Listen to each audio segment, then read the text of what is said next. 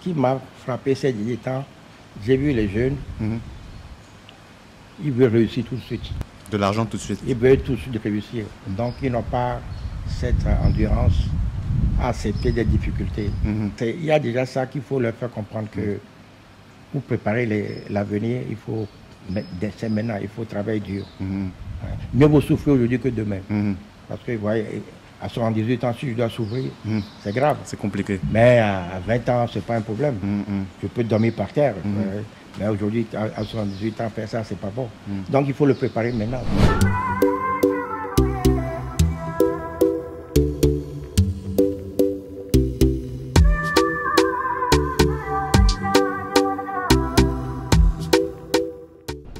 Miabe Webakos, Leke Mifondo, Mifonyedea, Eleia et Nyon. Donc aujourd'hui, on se retrouve pour une nouvelle interview avec un nouvel invité, un homme à déception. Officier de l'Ordre national du mérite du Togo, homme d'affaires, architecte, conseiller municipal de la plus belle localité du Togo, à savoir Baguida, et également père et grand-père.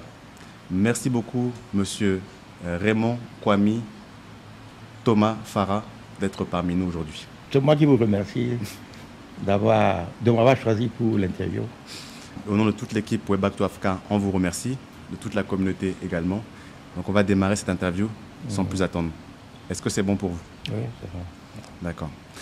J'ai fait une courte présentation de vous, mais avant de démarrer cette interview, j'aimerais savoir comment est-ce qu'on peut vous appeler? Monsieur Farah, architecte Farah, tonton Raymond, comment est-ce qu'on peut vous appeler? Moi, mes amis m'appellent Raymond. D'accord. Dans mes relations de travail, on m'appelle monsieur Farah. D'accord. Donc, il n'y a pas de problème pour... D'accord. Et d'autres, la famille m'appelle tonton. Donc, j'accepte tous les noms. Donc, je vous ai présenté brièvement. Est-ce qu'il y a un point sur lequel vous aimeriez plus développer? Je suis né janvier 1947, donc ça fait 78 ans. Et que, bon, j'exerce la profession d'architecte. Vous êtes né ici à Lomé, de parents tous les deux togolais, si on peut dire ça? Oui, mes parents sont togolais, mais côté paternel, ils sont d'origine libanaise. Mes grands-parents sont arrivés ici en 1922. Donc, ils sont même tous décédés ici, enterrés ici. Donc, voilà. Et ma mère est Angolan, fils de Chief Bedio, le roi des Angolans. Et donc, elle est née à, je crois, à Kita. Voilà, donc, ce qui est l'actuel Ghana. Qui est devenu Ghana, oui, oui. Dans la partie du Togoland. Donc, vous avez grandi ici à Lomé, avec vos deux parents. J'ai grandi jusqu'à 1963, où bon, j'ai fait mes études normalement. Et à partir de 1963, j'étais au Bénin, où je suis resté jusqu'à fin 1964, où j'ai fait mon brevet élémentaire. Ensuite, j'étais parti en Côte d'Ivoire pour faire ma formation de technicien du bâtiment. Donc, c'est ce que j'ai fait de 1964 à 1967. Donc, quand vous partez au Bénin à l'époque, comment c'est? Est-ce que le Togo et le Bénin, c'est la même chose? Est-ce que voilà, il y a des complications comme maintenant, chacun dit je suis togolais, d'autres disent je suis béninois. Ça, bon, pour moi même c'était un voyage parce que je n'étais pas parti de gaieté de cœur. J'avais quelques problèmes familiales et pour m'éloigner un peu, les parents ont décidé que j'aille continuer mes études au Dahomey à l'époque. Je me souviens, la frontière, en ce moment, Yela-Kondi, tout ça était Togo. La frontière était au niveau du nouveau pont, de l'ancien pont. Voilà, donc je me souviens, la première fois que j'ai été, c'est là-bas, on m'a fouillé mes affaires. Et ils ont vu qu'il n'y avait rien, on m'a dit de continuer.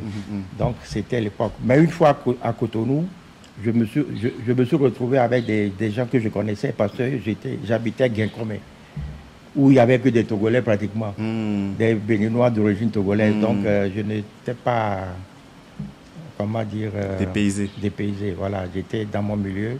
C'est pour ça que je n'ai jamais parlé franc parce que à la maison, tout le monde parlait Mina, à l'école, tout le monde parlait français. Bon, donc... je n'ai jamais cherché à apprendre le fond. Le fond, je comprends, mais je ne parle pratiquement jamais. D'accord, d'accord. Ensuite, donc, vous finissez au Bénin. Vous partez donc, en Côte d'Ivoire, à Abidjan. À l'époque, on dit qu'Abidjan, c'est la capitale de l'Afrique de l'Ouest, avec Dakar. Donc, Oui, bon, pourquoi j'ai été parce que j'aurais pu continuer, aller en seconde, première, terminale, mais j'avais ma tutrice, dont le fils était un monsieur bardé de diplôme. Il a fait ses études en Angleterre. Il est bardé de diplôme. Et c'est lui qui m'a dit que pour l'avenir, ce n'est pas les études littéraires, tout ça, là, qu'il faut rentrer dans la technique. Donc, il m'a conseillé le bâtiment. Donc, c'est dans ces recherches qu'il m'a dit que je peux faire ça à Abidjan, que c'est le plus proche. C'est ainsi que j'ai eu l'idée d'aller à Abidjan, parce que j'avais déjà la famille là-bas. Donc, voilà, c'est un peu pour ça que j'ai été à Abidjan. Donc, le séjour à Abidjan, ça se passe comment? Est-ce que Abidjan est déjà une place cosmopolite comme elle est actuellement? Oui. Disons que autour de nous, il y avait des Ivoiriens d'origine malienne, Haute-Volta, Guinée. Donc, c'était mélange. Surtout, j'étais à Treichville. C'était très mélangé. D'accord. Cosmopolite. Et puis, il y a beaucoup de Daroméens, des Togolais. On nous appelait tous Daroméens. Ceux qui viennent aussi du Togo, on les appelait aussi comme ça? Daroméens. On dit les gens de Popo. Les gens de Popo. On nous appelait les Popo. Donc, il n'y avait pas la différence Togolais, Daroméens. Donc, on nous appelait tous Daroméens. D'accord. À la suite de ça, vous décidez donc de vous envoler pour la France? Non, bien après, parce que c'est là où j'ai eu ma formation. Et en Côte d'Ivoire, c'est important. Je crois que toute ma carrière, je dois tout à mon passage de Côte d'Ivoire. Ah bon? Parce que c'est en Côte d'Ivoire que j'ai été formé. Et pendant que j'étais étudiant, bon, je peux dire élève parce que c'est pas étudiant, c'est un gros mot.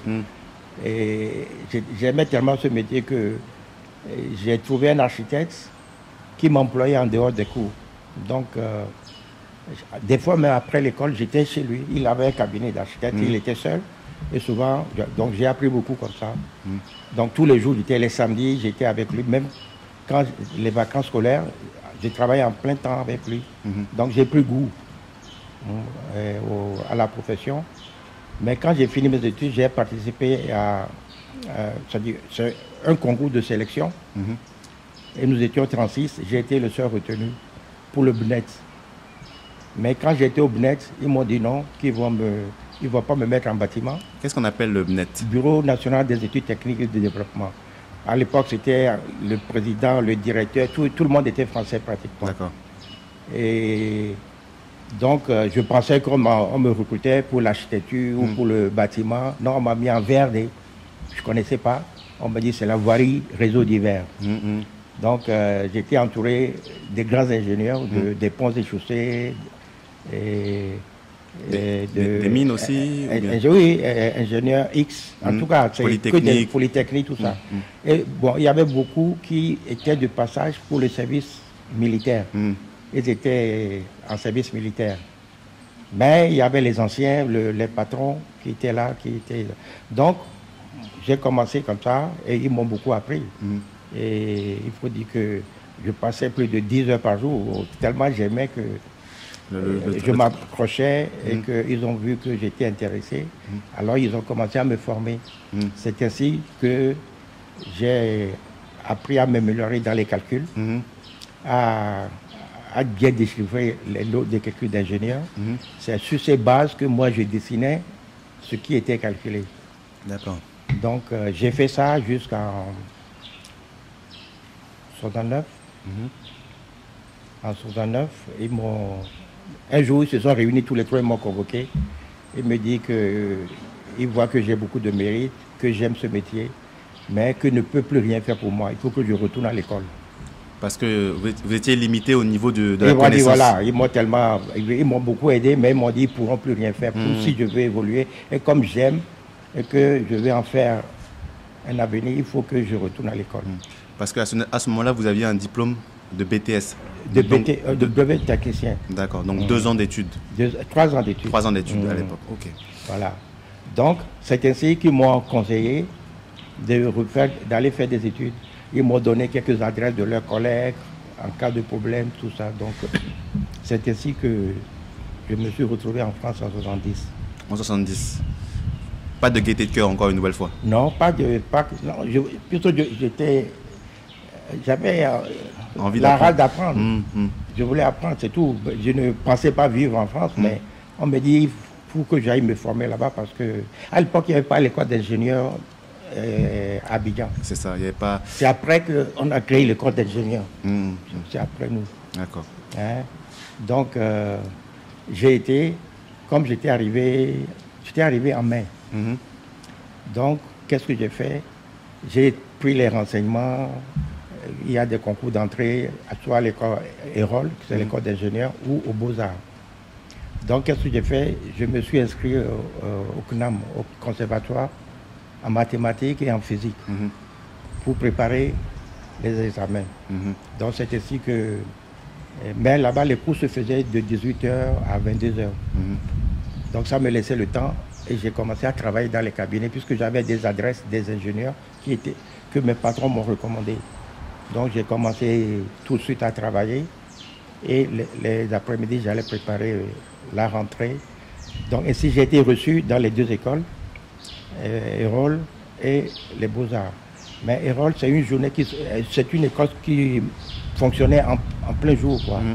On rentrait à 8h, on finissait à midi. Puis, comme il fallait que je vive, j'ai préféré aller aux Beaux-Arts, où les cours, il y a des modules qu'il faut choisir. Donc, les mêmes modules peuvent être faits par 2 ou 3 professeurs et avec des horaires différents. Donc, j'ai préféré aller aux Beaux-Arts que d'aller à l'école d'ingénieur. Mais dans la vie, je travaille avec les ingénieurs, mais pas avec les architectes. Je travaille avec les ingénieurs et donc j'ai fonctionné comme ça jusqu'à... après le deuxième cycle, j'ai arrêté de travailler avec les ingénieurs pour retourner chez les architectes. D'accord. C'est un peu comme ça que j'ai fonctionné. Donc, vous avez une formation plus finalement d'architecte ou plus d'ingénieur? Qu'est-ce que vous diriez? Non, je dis que c'est équilibré. Équilibré. C'est-à-dire que c'est pour ça que mes projets sont très équilibrés. Tous les ingénieurs avec qui je travaille vous diront, quand je donne un plan, on ne retouche pas. On ne fait que confirmer les prévisions. Avec les calculs, tout. Voilà. Et puis, non, je suis arrivé à un niveau où je peux dimensionner sans calcul. Ah bon? Oui, par expérience. Donc, maintenant, quand j'ai fini, c'est les ingénieurs qui vérifient. Mais quand ils font le calcul, rien ne change, quoi. Ils conservent mes dimensions. D'accord. J'ai l'expérience de faire les portées, de dimensionner. Donc, c'est l'expérience que j'ai eue parce que j'ai travaillé avec des grands ingénieurs. J'ai travaillé même avec Kako, et le cabinet Kako. Bien qu'il était à la retraite, il venait souvent au bureau parce que ses enfants continuaient à travailler. C'est lui qui a mis au point les règles en béton armé. Tous les ingénieurs savent ce que c'est que toutes ces règles. Voilà. J'ai travaillé avec Campenon Bernard. Bon, j'ai travaillé dans beaucoup de choses. J'ai travaillé dans la voirie. J'ai fait l'autoroute Paris-Metz.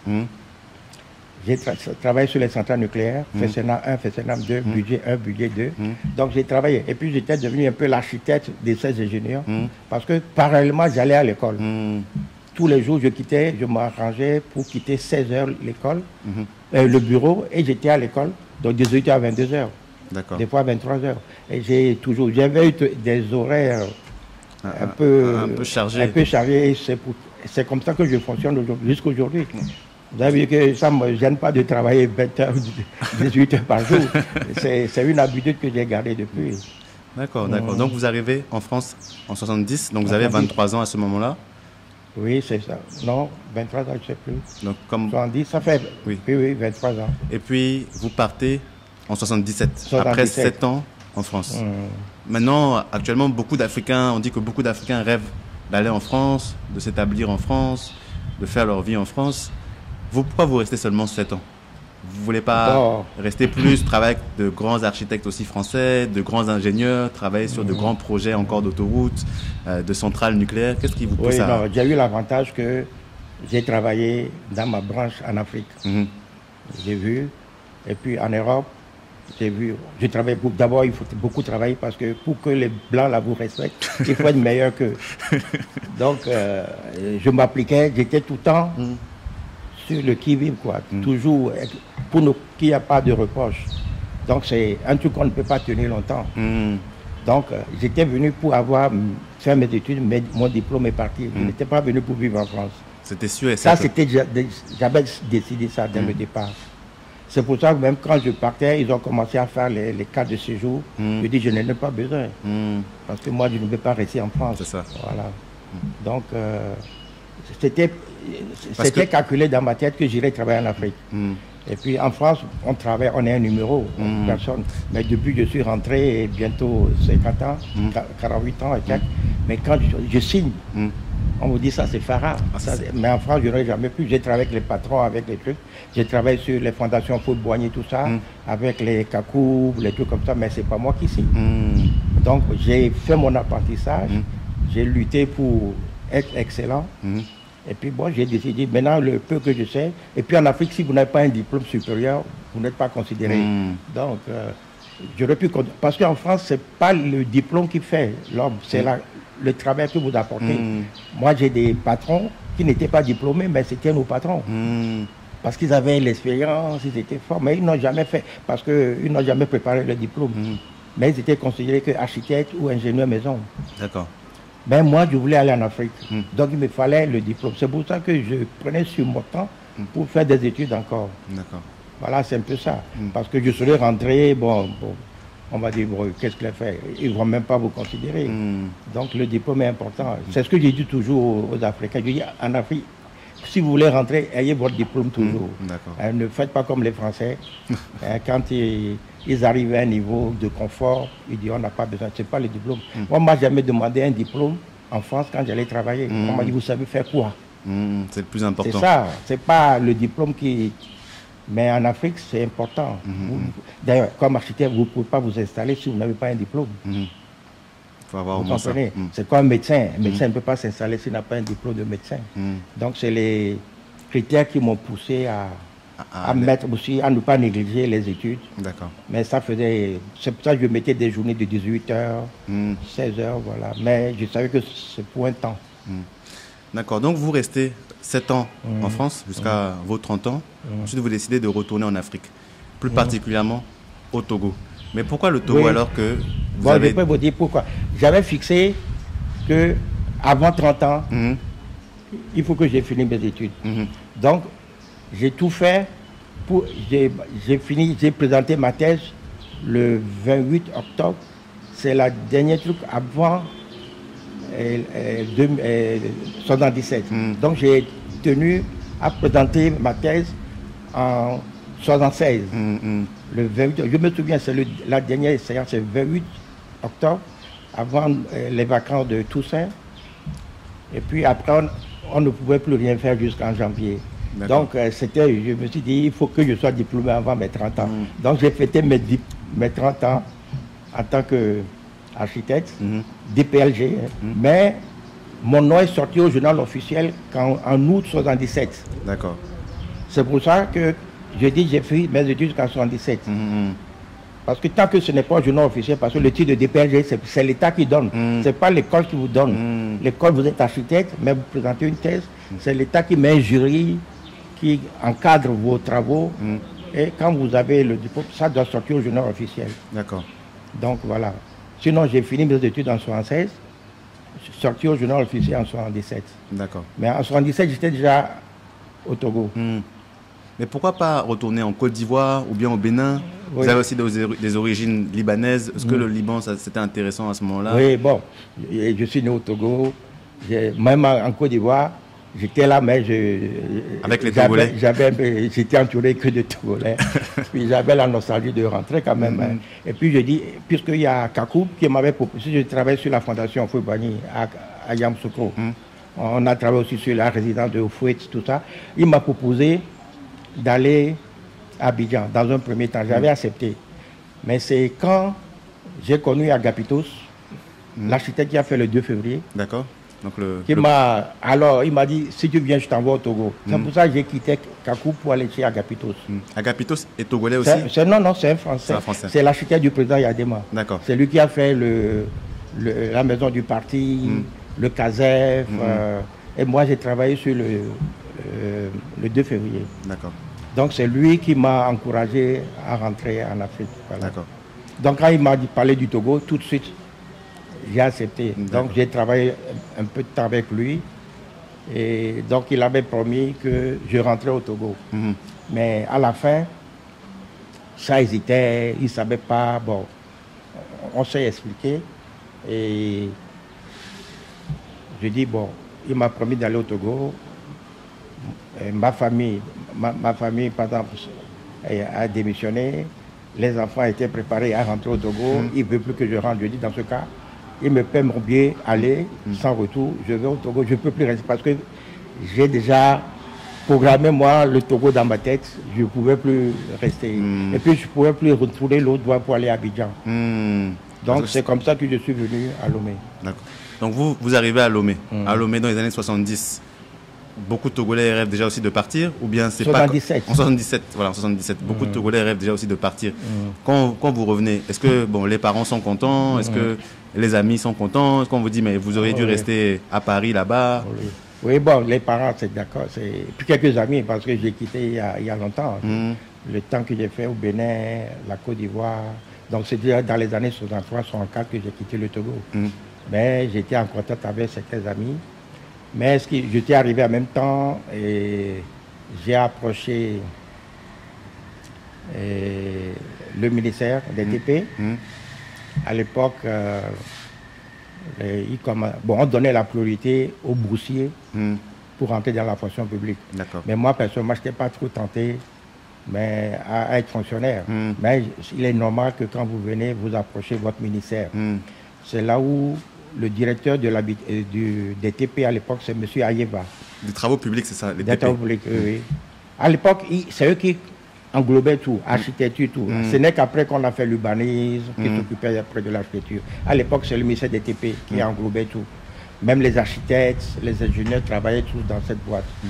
Donc, le directeur était M. Ayeva. Il était le directeur de l'école d'architecture qu'on venait d'ouvrir. Donc, automatiquement, il m'a dit, bon, je ne peux pas vous embaucher, mais j'ai une place pour vous comme enseignant. Comme enseignant à l'EAMO, à l'école d'architecture. Elle venait d'ouvrir à ce moment-là? Elle était déjà ouverte? Là, elle était ouverte. C'est-à-dire que c'est l'année où c'était ouvert. D'accord. Ils étaient en première année. Donc, j'ai accepté. Donc, vous arrivez, vous avez cet emploi d'enseignant. En parallèle...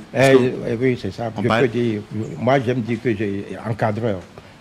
J'encadrais les étudiants. J'aime pas le mot professeur parce que je les avais encadrés et je leur fais bénéficier de mon expérience qui n'était pas que livresque, qui était des choses pratiques. Voilà. Je leur ai appris beaucoup de choses qu'ils n'auraient jamais appris à l'école.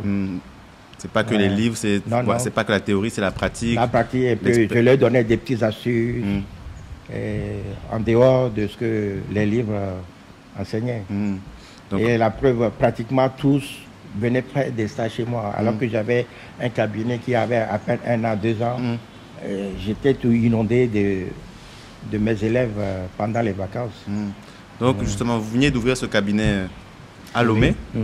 À partir de ce moment-là, est-ce que, en sachant que vous êtes rentré de France, vous avez été à Abidjan, est-ce qu'il y avait déjà beaucoup de clients? Est-ce que c'était difficile, on ne vous faisait pas confiance? Parce que, bon, on dit généralement qu'en Afrique, il y a beaucoup de personnes qui rentrent en espérant faire des choses et puis ils échouent. Donc, qu'est-ce qui s'est passé à ce moment-là? Est-ce que ça a marché directement ou bien... Non, ça n'a pas marché. Ça n'a pas marché directement. Mais comme j'étais décidé à rester, donc j'ai cherché. Bon, j'ai eu quelques membres de la famille.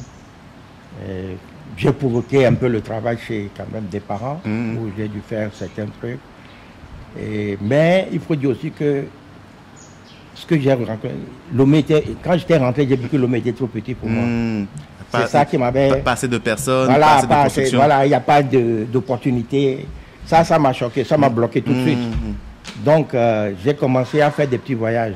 Donc, j'allais à Cotonou et j'avais des amis de mon père. Parce que comme j'ai fait une partie de mes études là-bas, mon père venait me voir, m'amenait chez ses amis qui étaient les cadres du pays.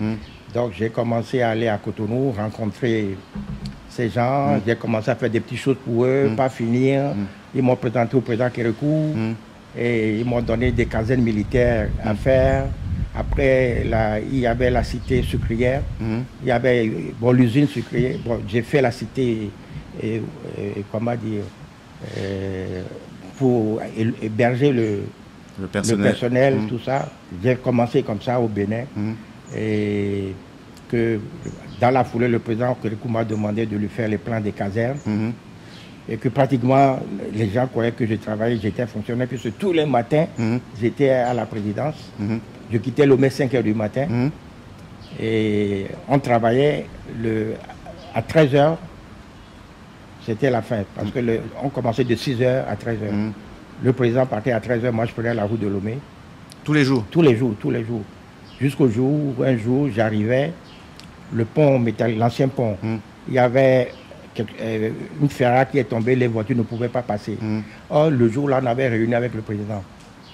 Donc, j'ai été à la gendarmerie pour alerter le cabinet militaire de la présidence. Je me souviens encore, à l'époque, c'était un certain Justin Soglo. Si vous voyez le truc, il va se souvenir, il était sergent à l'époque. Et donc, on lui fait part que j'ai un problème. Il dit non, débrouillez-vous pour qu'il soit. Donc, les gendarmes m'ont pris pour traverser le pont. Ils ont réquisitionné une voiture qui m'a mené. C'est là où ils étaient en pré-réunion quand j'ai débarqué. Et le président me dit, vous rentrez tous les jours à Lomé? Je dis oui. Et il était un peu surpris. Donc, il a donné les instructions pour qu'on me facilite les passages à la frontière et tout.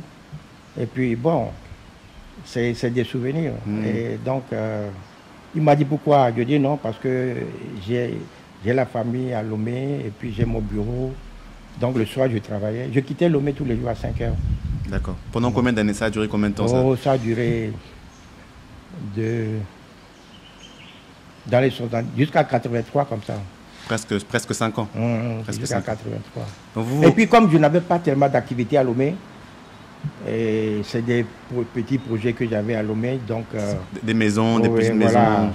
Et c'est à partir de ce moment, j'ai commencé à faire le concours et j'ai gagné la CEB. Donc on appelle la compagnie d'électricité béninoise, c'est ça? La communauté électrique du Bénin. Et c'est Togo-Bénin. Donc c'est un concours international, quoi. Donc j'ai gagné ce concours. Et un an après, il y a eu le concours de la BCAO. C'était en quelle année la CEB? Le concours a été fait en 83. Et bon, ça a traîné un peu. 84, je crois qu'on avait vu le contrat un peu parce que le directeur avait changé, donc ça a traîné. Donc on a commencé les études en 84. Les travaux ont commencé en 85, 86, je crois. On a terminé les travaux complètement en 88 ou 88, je crois. Et dans la foulée, il y avait eu le concours de la BCAO que j'ai gagné. Et donc, c'est là où les gens ont découvert. Parce que j'étais à Lomé, mais beaucoup ne savaient pas trop ce que je faisais. Voilà. Donc la BCAO, par contre, là, c'était à Lomé ici ou bien c'était... La BCAO Togo, mais c'est fait, c'est fait depuis Dakar, c'est jugé à Dakar. Mais quand ils viennent, ils rendent compte au chef de l'État. D'accord. Et je me souviens, le gouverneur m'avait dit un jour, bien après, quand j'ai participé au même concours au Bénin que j'avais gagné, et que le ministre des Finances n'était pas d'accord que je n'étais pas béninois. Ils ont voulu m'échanger, ils ont eu des problèmes, le président Kérékou. Le gouverneur m'a dit, mais je ne vous comprends pas. Quand j'ai annoncé à votre président que vous avez gagné le concours, il vous connaissait à peine. Maintenant, je viens au Bénin, on peut vous écarter, le président il dit, mais qui vous êtes exactement? Donc, comme on dit, nul n'est prophète dans son pays. Voilà. Donc, et puis en temps aussi, j'ai fait la connaissance d'un représentant du Congo à l'UNESCO qui faisait le Togo Bénin, et non le Ghana Togo. Il m'a présenté le président Kérékou, le président Nguesso, lors de son passage pour une réunion de Air Afrique à Lomé. Donc c'est comme ça qu'il m'a invité au Congo. Donc j'ai été au Congo. C'est pour ça que si vous regardez mon Facebook, il y a plein de projets du Congo que j'avais fait. J'ai beaucoup travaillé pour eux et j'étais vraiment de bonne grâce, quoi, en bonne grâce avec le couple. Et que malheureusement, au moment d'exécuter, il y a eu la conférence nationale, il y a eu l'Issouba qui a été... ça a fait un bouleversement. Et quand je suis retourné après, les gens disent « Ah, ça c'est l'homme de Nguesso ». J'ai craint pour ma vie, donc j'ai coupé avec le Congo pendant un moment. Et puis après, il y a eu le concours de la Banque centrale au Mali, que j'ai gagné aussi. Donc ce qui fait que j'étais...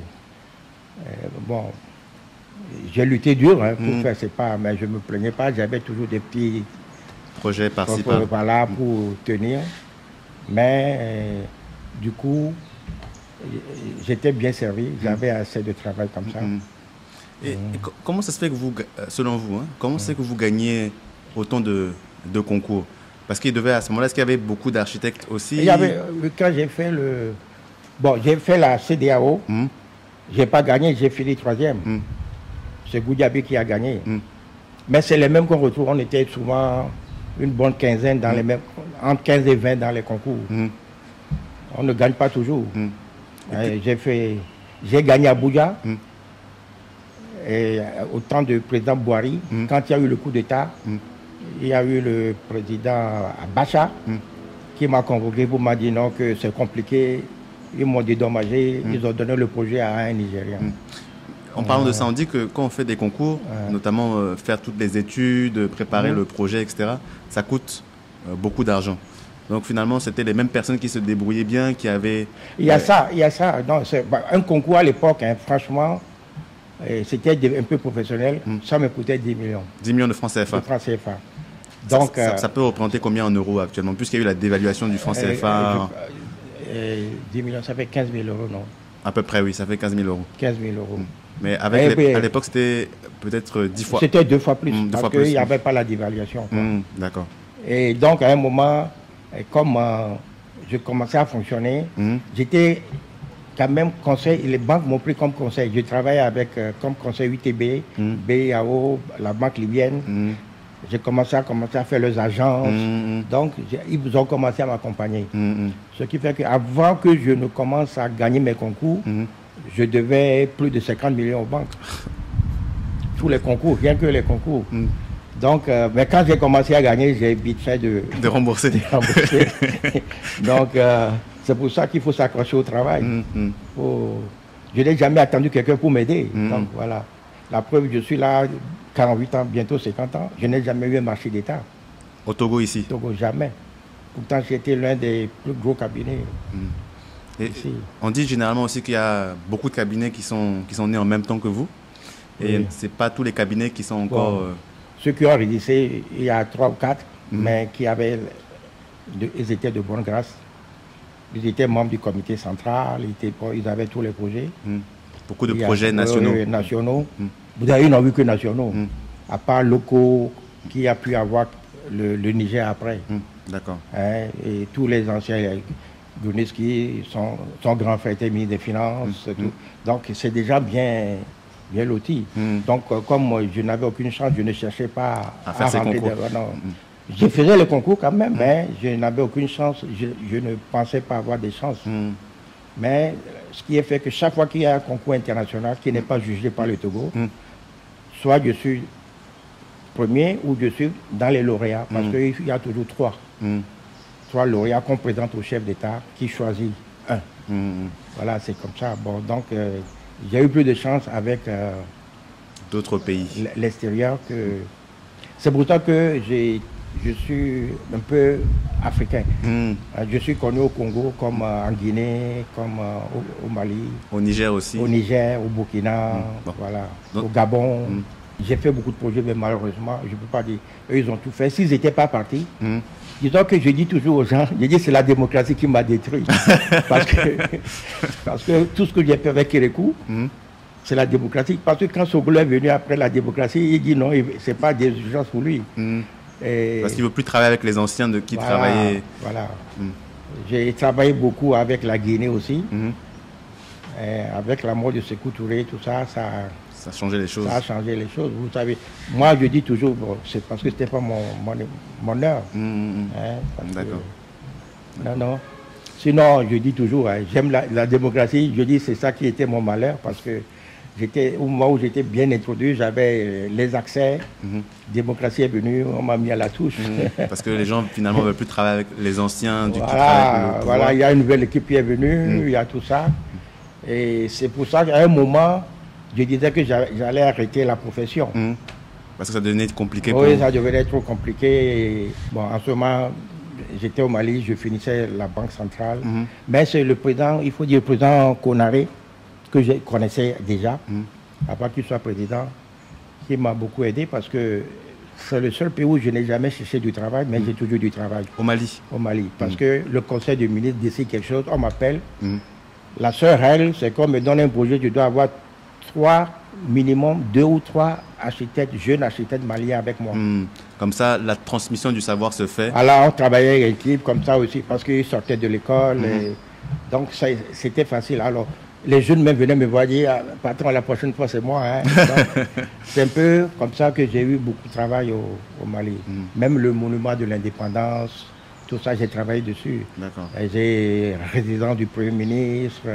Puis j'ai fait beaucoup de banques là-bas. J'ai fait beaucoup de banques là-bas. Mais qu'est-ce qui fait que vous restiez au Togo là? Vous avez fait tous ces pays en Afrique. Je me sens plus togolais qu'autre chose. Je suis ici. Tu as vu ma maison, on est à l'aise, non? Je sors, je sais que bientôt je rentrerai à la maison. Ouais, je vais à Cotonou, mais je rentre à minuit des fois. C'est quand je ne peux pas faire autrement que je reste à l'hôtel. Même si c'est minuit, 1h, je rentre. Vous êtes vraiment attaché à la terre ici? Oui, je ne sais pas. Ça m'apporte, mais ça m'apporte beaucoup. En tout cas, j'aime trop ce pays. Je ne peux pas faire autre chose. C'est pour ça que je n'ai même pas voulu la nationalité française, parce que j'ai jamais voulu. Malgré que, bon, j'étais né français, je me suis marié à une Française à l'époque, je n'ai jamais voulu, j'ai refusé. Pourquoi? Non, parce que quand j'étais tout petit, dans le quartier, nous on était un peu du camp Olympio. Le premier président du Togo. On était là, on manifestait petit déjà, autant de commandants. Des fois, on nous mettait devant pour qu'on ne tire pas sur eux. Donc j'ai milité tout ça et puis je me vois mal après dire que je suis français. Alors que qu'est-ce que ça aura changé? Peut-être j'aurai les papiers français, mais en moi, franchement, je ne vais pas le dire, mais je suis un peu hostile, quoi. J'ai mon indépendance comme Togolais, parce que quand je vois des confrères, bon, qui sont français, c'est bien, mais moi, non. Je préfère qu'on dise c'est un Africain qu'on dise c'est un Français noir. C'est mon point de vue. C'est mon point de vue. Et aujourd'hui, pas de regret? Non. Pas de regret. Mes enfants vous diront, ils me reprochent même pas. Je dis, bon, tout va venir. Moi, j'ai vécu ma vie comme ça. C'est à vous. C'est ça. Même mes enfants, j'ai tout fait. Ils vont faire les études aux États-Unis. Bon, les grands-enfants, ils sont français, leur maman est française. Ça, je ne peux rien. Mais moi, je me souviens, quand je venais avec les enfants en vacances, je les ramenais. On arrive à Paris. Les enfants étaient avec mes neveux, français. Et puis moi, j'ai mon passeport togolais. Le gendarme me dit, mais vous n'êtes pas français? Je dis, non, moi, je ne suis que le père des petits français. D'accord. Et puis, j'ai pas de problème de visa, j'ai pas de problème. Bon, je connais pratiquement le monde. J'ai fait un peu le tour. Donc, je n'envie pas. C'est pas à cause du passeport que j'ai fait ça. Je crois que c'est moi. C'est ce que je vaux qui me permet de faire ce que je fais. C'est pas la nationalité. Mais M. Farah, quand on vous écoute, effectivement, vous avez travaillé énormément. Effectivement, vous n'avez pas gagné tous les concours, mais vous avez quand même gagné de gros concours qui ont fait de vous l'homme que vous êtes, notamment dans plusieurs pays ici en Afrique francophone, que ce soit en Afrique centrale, le Congo, le Gabon, en Afrique de l'Ouest, la Guinée, le Mali, le Bénin. Quand on vous écoute, on a l'impression quand même que tout est facile. Est-ce qu'il n'y a pas eu parfois des moments sur votre parcours ou bien, je sais quand il y a eu la démocratie, ça a été difficile. Oui, c'est difficile. Mais qu'est-ce qui a fait que finalement vous avez réussi selon vous? Oui, mais en ce moment, d'autres auraient déjà abandonné. Parce Ouais. Et puis quand je vous dis la démocratie est venue, mon truc, j'avais plus d'activité parce que tous les projets sur lesquels j'ai travaillé, parce que j'ai commencé sur ces projets de 80 et quelques jusqu'à pour arriver, c'est tout ce que j'ai fait de 83 à 90. Heureusement qu'en temps, j'ai gagné quelques concours pour compenser. C'est ça qui a fait que, bon, j'ai pu effacer les ardoises. D'accord. Mais sinon, bon, aujourd'hui, dernièrement, le président Bongo Ali m'avait confié quelques projets au Gabon. En fin de compte, je suis un redresseur de tort au Gabon, parce que les projets qu'on me donnait, c'est contrôlé. D'accord. Et les gens jouaient avec beaucoup d'argent, donc je mettais de l'ordre dans... Donc, vous apportez un certain sérieux oui, dans les projets. Donc c'est pour ça qu'ils m'ont confié des projets que on ne peut pas payer si je n'ai pas ma signature aussi, voilà. Donc ça faisait un sérieux. D'ailleurs depuis le Covid, on a un chantier qui est bloqué, mais l'argent n'a pas bougé. Avec les problèmes qu'il y a, avec le Covid, on était bloqué parce qu'au Gabon c'était sérieux, ils ont fermé tous les chantiers. On voulait redémarrer et puis il y a les élections qui venaient, on dit attendez après les élections il y a coup d'État. Bon, maintenant le nouveau président veut qu'on reprenne, mais l'argent est là, on n'a pas touché, on n'a payé que ce qui a été fait. Alors qu'au Gabon, je vous assure qu'il y a des projets inachevés, mais les caisses ont été vidées. C'est ce qui m'a frappé là-bas. Et donc vous pensez que c'est le sérieux que vous avez dans tous vos projets, la méthode qui fait que vous avez duré aussi longtemps? Non, je crois que c'est ma référence. Ça, c'est ceux qui me connaissent sauront pourquoi. Je ne bladine pas avec certaines choses, quoi. Donc c'est mon sérieux.